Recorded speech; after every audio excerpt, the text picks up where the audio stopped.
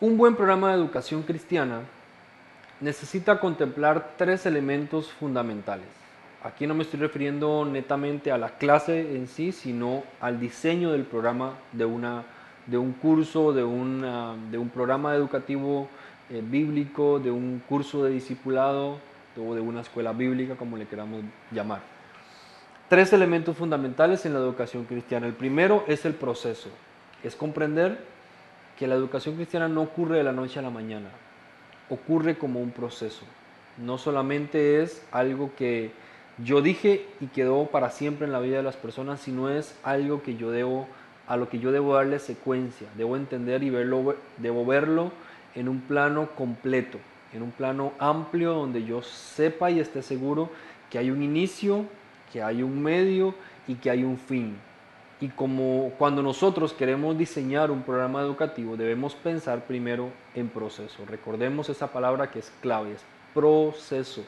Yo debo ver la educación como un proceso. Significa que a lo mejor en una clase mis estudiantes no comprendieron, no aceptaron o no asimilaron la información.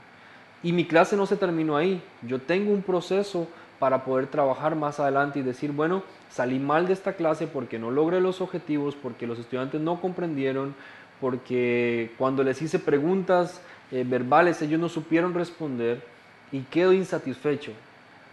Pero entonces, como yo estoy claro que esto es un proceso, no me desanimo, sino que yo digo, bien, en la siguiente clase, ¿qué voy a hacer? ¿Cómo voy a cambiar la estrategia, el mecanismo, la forma para que mis estudiantes ahora sí aprendan?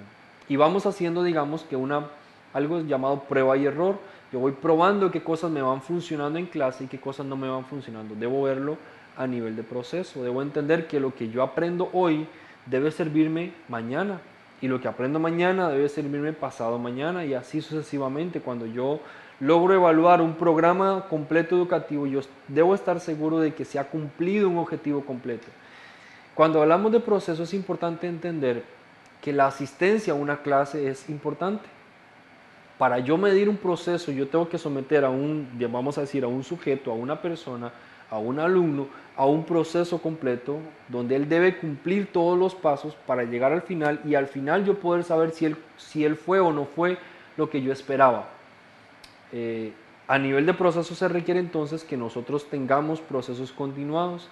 En algunas ocasiones, una de las debilidades que las escuelas bíblicas tenían cuando se hacían los domingos, por ejemplo, o algunos otros días en Latinoamérica, es que de pronto el estudiante no venía a clases, ¿no? Faltaba 2 domingos, 3 domingos, 4 domingos, 5 domingos, y no había reposición de esas clases, no había una forma de reponerlo, o simplemente no nos interesaba. Incluso después de que ya llevábamos 2, 3, 4 meses de clases, venía una persona nueva, se quería integrar, se metía al proceso y empezaba en la clase de adultos, pero por supuesto, todo lo que yo vi en los 4 meses anteriores, la persona nunca lo llevó.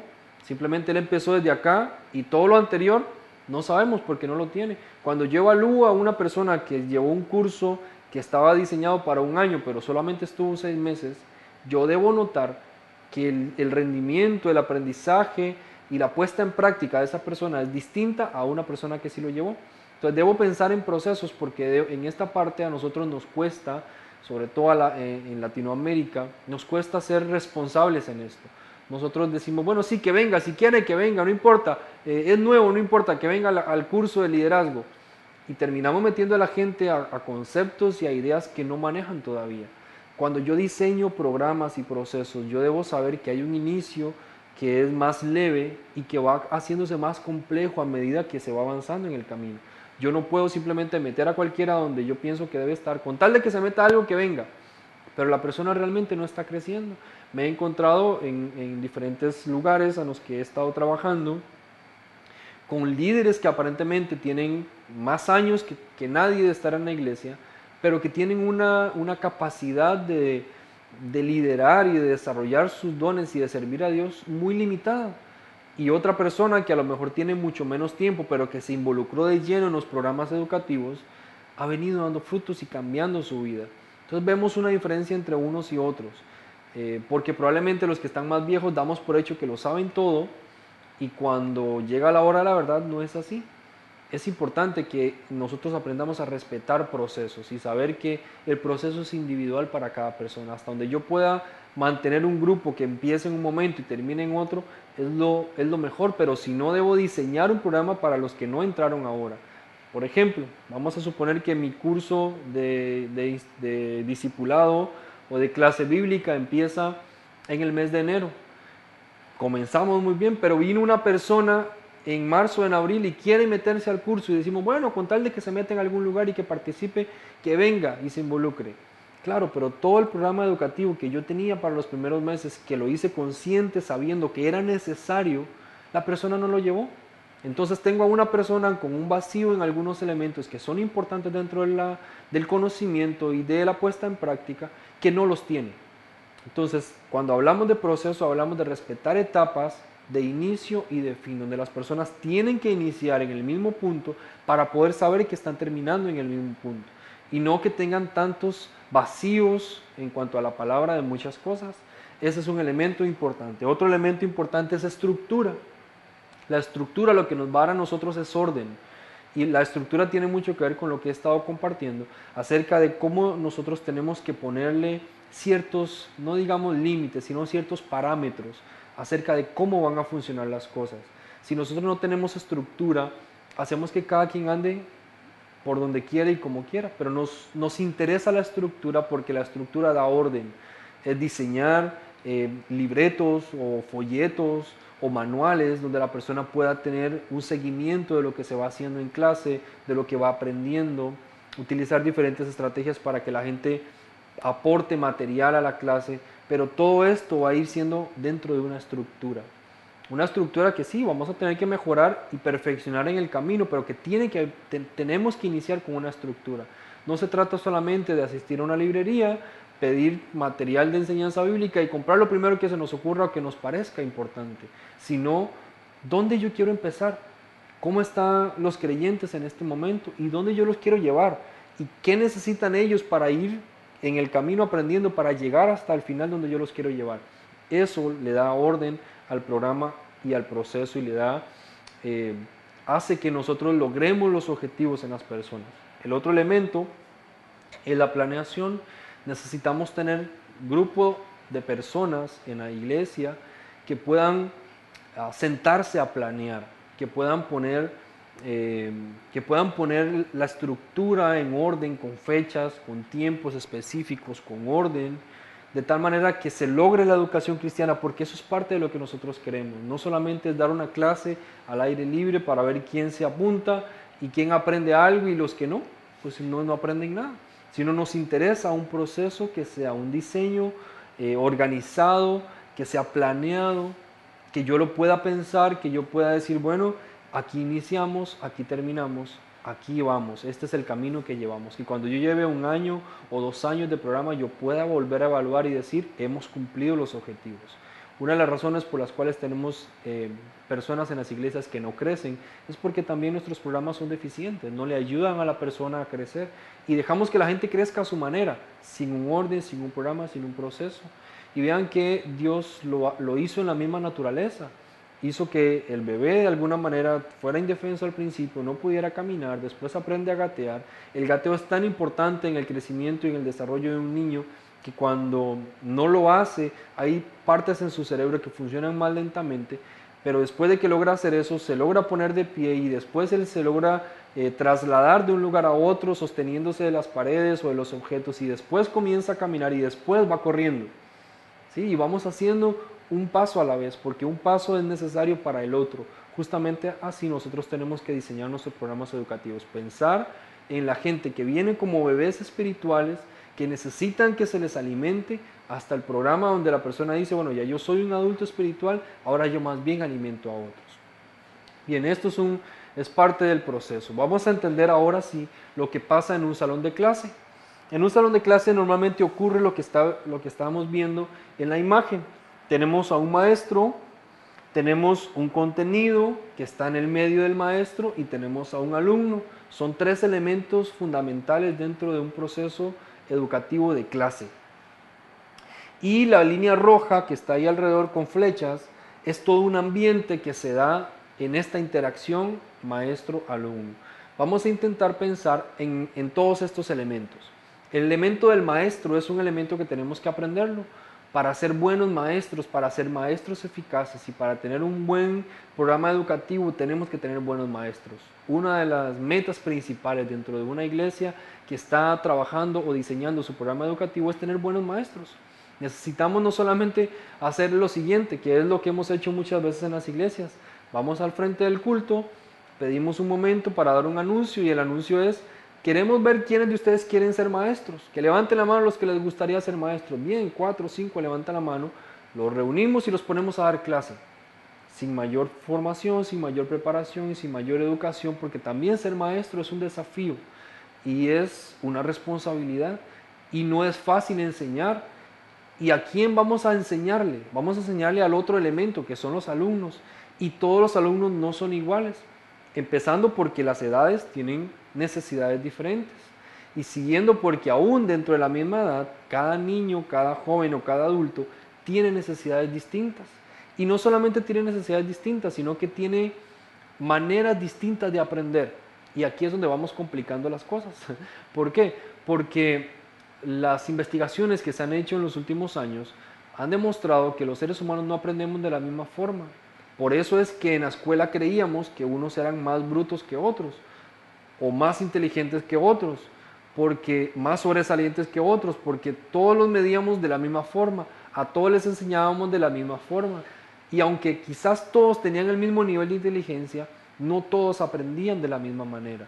Si nosotros diseñamos programas educativos, tenemos que aprender a ser flexibles. Entonces, el maestro que está al frente de una clase debe saber que está lidiando con personas que son diferentes y que ese sector al que le está enseñando presenta desafíos específicos. Si yo le voy a enseñar a un joven, no puedo utilizar el mismo sistema que yo utilizo para un adulto. Y si yo le quiero enseñar a un niño, tampoco puedo utilizar la misma forma de enseñarle a un joven. Si yo le quiero enseñar a adolescentes, el desafío es más grande todavía. Es muy difícil porque hay muchas cosas a nivel de su conducta, de sus necesidades y de sus propios desafíos que hacen que necesitemos maestros preparados para eso. Así que el ser maestro no solamente es un asunto voluntario, gloria a Dios por aquellos que se ofrecen, pero entonces tenemos la responsabilidad de enseñarles cómo atender las necesidades de sus alumnos. Entonces vean cómo los elementos que están en la imagen van viéndose unos con otros. ¿Cómo hace el maestro para acercarse a su alumno? ¿Y cómo hace el alumno para interactuar con su maestro? Porque todo esto se da en un ambiente donde interactúan muchas cosas, donde interactúa, por ejemplo, si estamos en un salón de clase, si tenemos en la iglesia un espacio diseñado para dar clase, o si es muy abierto, o si lo que tenemos son apenas unas pequeñas divisiones y yo escucho a los niños de acá, a la maestra de allá y al pastor por el otro lado.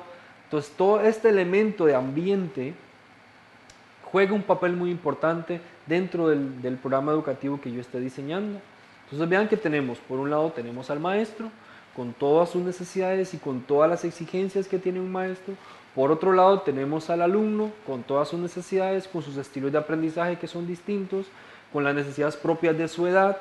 Por otro lado tenemos el contenido, que en este caso sabemos que es la palabra de Dios y que tenemos que tener maestros preparados para enseñar esa palabra de Dios a los alumnos, a la iglesia, al pueblo de Dios.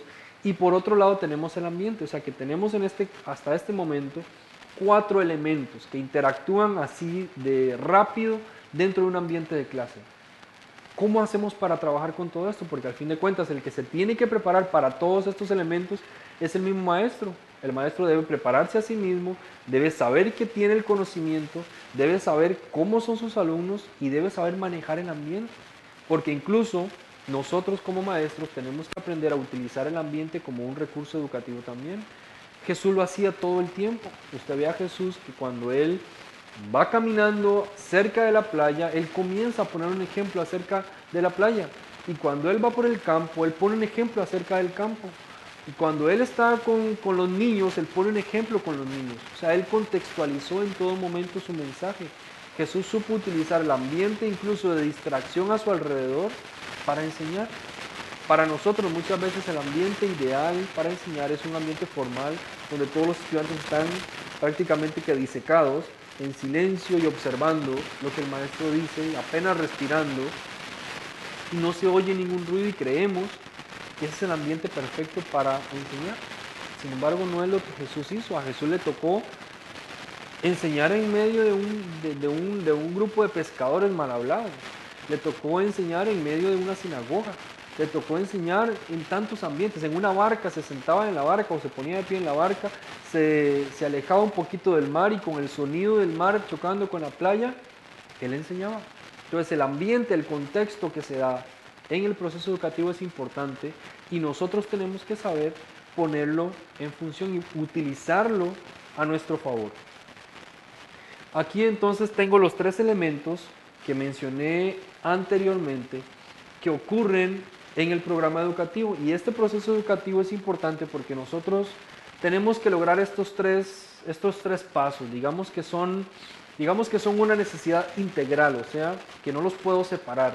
Yo necesito transmitir conocimientos, yo necesito que esos conocimientos se conviertan en convicciones y finalmente yo necesito que las convicciones sean conductas o se formen en conductas.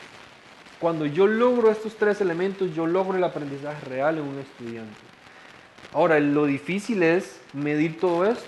Yo puedo medir los conocimientos con una prueba escrita, pero ¿cómo mido las convicciones? Cuesta un poco más. ¿Y cómo mido las conductas? Cuesta un poco más. Sin embargo, al final del curso vamos a trabajar un poquito acerca de lo que es la evaluación. ¿Cómo nosotros podemos evaluar? Vamos a ver algunas ideas acerca de cómo evaluar de tal manera de que yo evalúe todo el proceso y no solamente el conocimiento. A nosotros nos interesa que ellos adquieran los conocimientos. Los conocimientos son importantes porque son la base que va a quedar en la memoria, en la parte del intelecto. Las convicciones son las que van a quedar en el corazón y las conductas son las que se van a ver porque al final de cuentas la palabra de Dios debe provocar algo en nosotros de tal forma que aquellos que nos rodeen vean nuestras buenas obras y glorifiquen a nuestro Padre que está en el cielo. Y para que eso ocurra deben haber conductas de bien. O sea, esta parte de las conductas son lo que nosotros hemos enseñado y escuchado tantas veces como los frutos del Espíritu, que se deben ver en nosotros, son las acciones que se deben ver en nosotros a raíz de todo lo que hemos venido aprendiendo.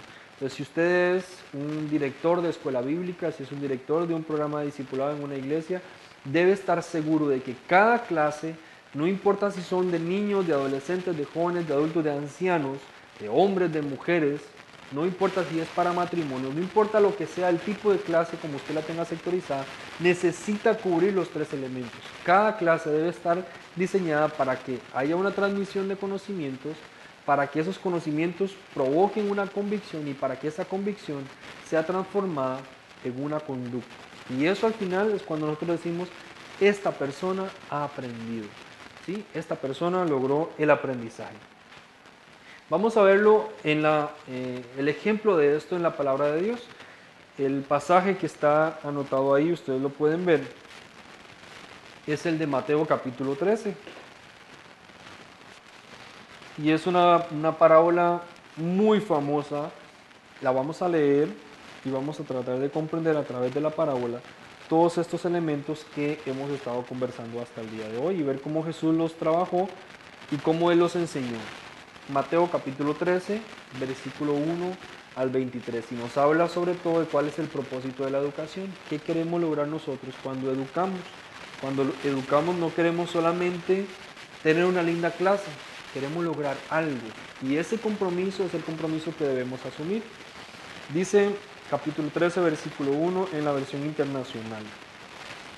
Ese mismo día salió Jesús de la casa y se sentó junto al lago. Era tal la multitud que se reunió para verlo, que él tuvo que subir a una barca donde se sentó mientras toda la gente estaba de pie en la orilla. Y les dijo en muchas parábolas muchas cosas como estas. Y aquí comenzó Jesús con su famosa parábola del sembrador. Un sembrador salió a sembrar. Mientras iba esparciendo la semilla, una parte cayó junto al camino, y llegaron los pájaros y se la comieron. Otra parte cayó en terreno pedregoso, sin mucha tierra. Esta semilla brotó pronto porque la tierra no era profunda. Pero cuando salió el sol, las plantas se marchitaron y por no tener raíz, se secaron. Otra parte de la semilla cayó entre espinos que, al crecer, la ahogaron. Pero otras semillas cayeron en buen terreno, en el que se dio una cosecha que rindió 30, 60 y hasta 100 veces de lo que se había sembrado. El que tenga oídos, que oiga. Los discípulos se acercaron y le preguntaron: ¿por qué hablas a la gente en parábolas?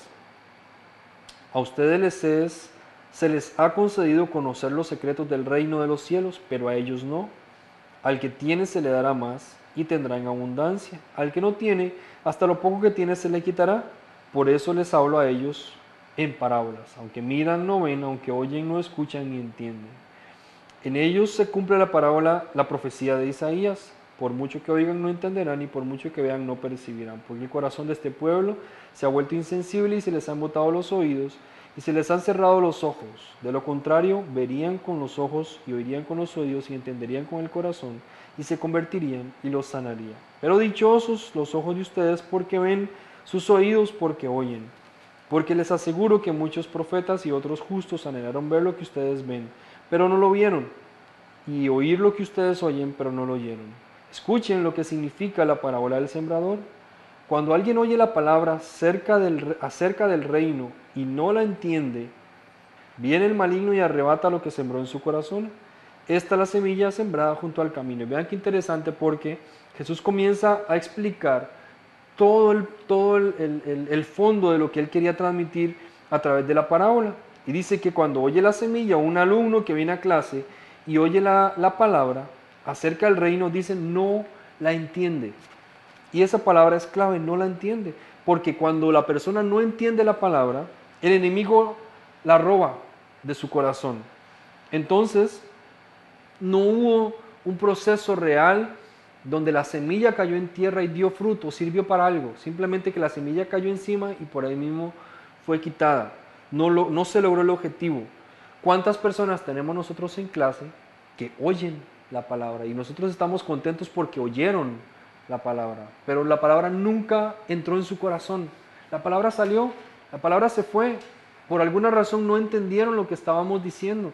Y cuando nosotros estamos hablando de los secretos profundos del reino de Dios, a nosotros nos interesa que la persona entienda. Aquí nadie se puede ir, cuando hablamos de la palabra, nadie se debería ir sin entender.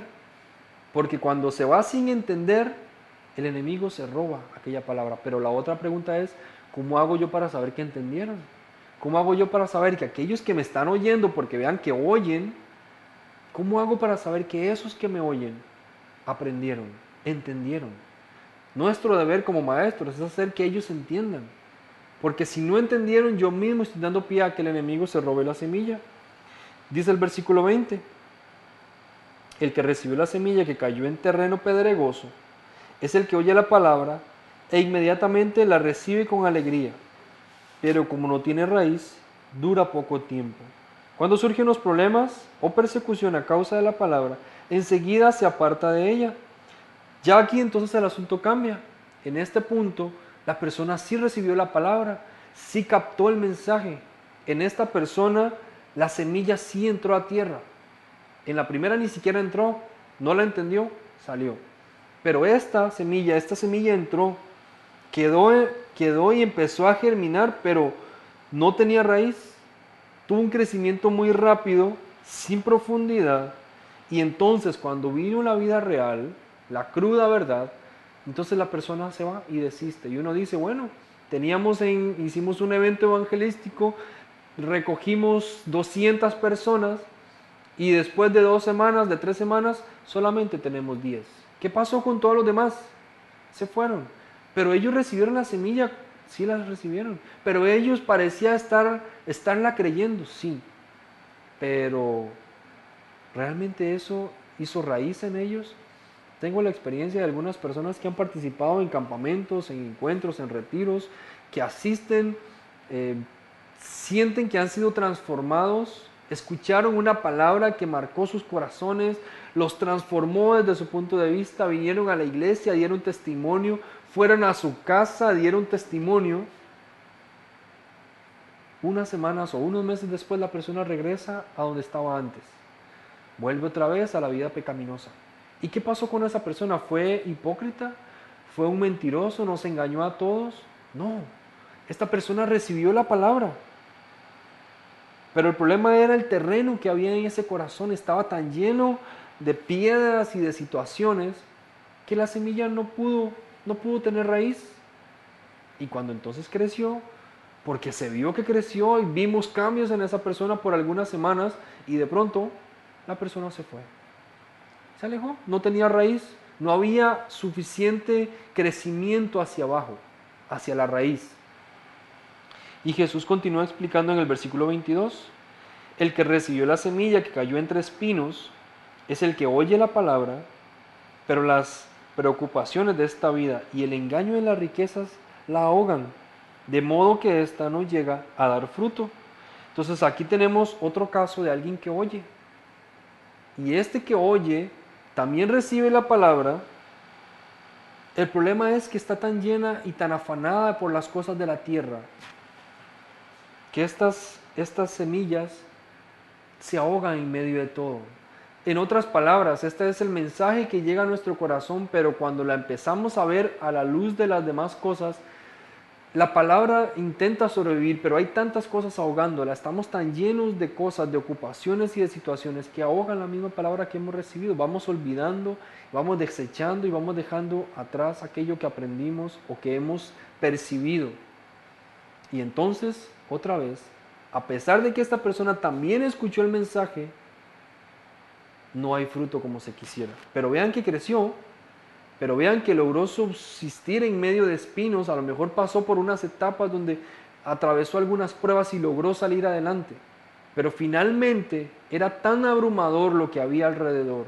Estábamos tan llenos de las cosas de la tierra que no fue posible que esta semilla diera su fruto.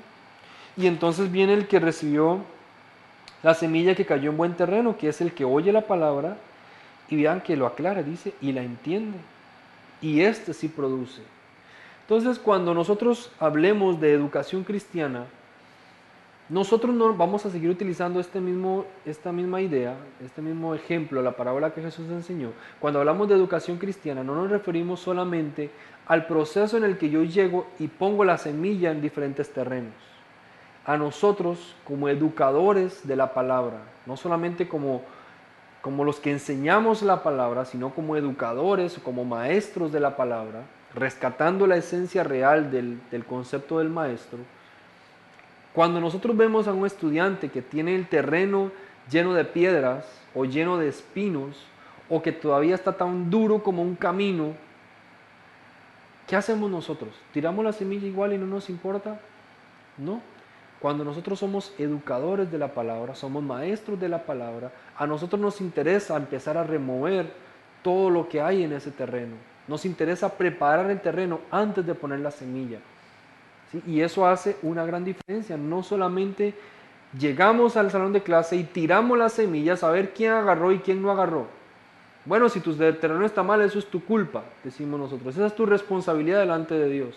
Pero cuando nosotros queremos educar en la palabra, nosotros vamos a ver el terreno que está en la persona y comenzamos, antes de sembrar la semilla, comenzamos a remover el terreno y comenzamos a trabajar en unidad con el Espíritu de Dios para que ese corazón y el terreno de ese corazón comience a prepararse y todas las malas hierbas que están ahí, que han sido plantadas por una y otra razón, comiencen a quitarse.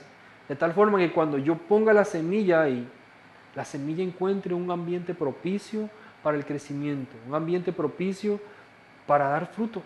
Porque al final de cuentas es lo que nosotros queremos. Queremos que esta semilla dé fruto. No queremos tirar la semilla.